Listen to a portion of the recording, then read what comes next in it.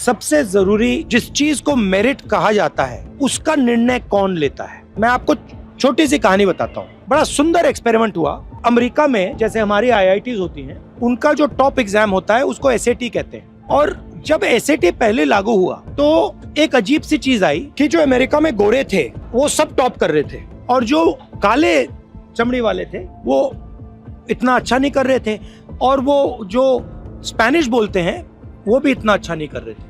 तो पहले क्या बोला, पहले जो उनके बड़े बड़े एकेडमिक्स थे उन्होंने बोला देखो ये जो है ना, ये जो काले हैं और ये जो स्पेनिश बोलने वाले लैटिन अमेरिकन हैं ये इतने मेरिटोरियस नहीं है, इनको मतलब वो बात समझ नहीं आ रही है, इनकी कैपेबिलिटी कम है। और ये काफी सालों चला।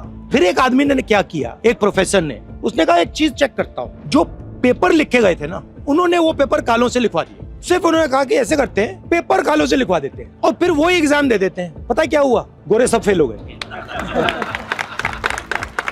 मतलब जो सिस्टम को कंट्रोल कर रहा है वो ही मेरिट डिसाइड कर रहा है। अब मान लो आप किसान के बेटे हो और मैं मतलब किसी बड़े ब्यूरोक्रेट का बेटा हूं। अगर आप एग्जाम लिखोगे मैं फेल होऊंगा ही होऊंगा, और अगर मैं एग्जाम लिखूंगा तो आप फेल हो गए होगे।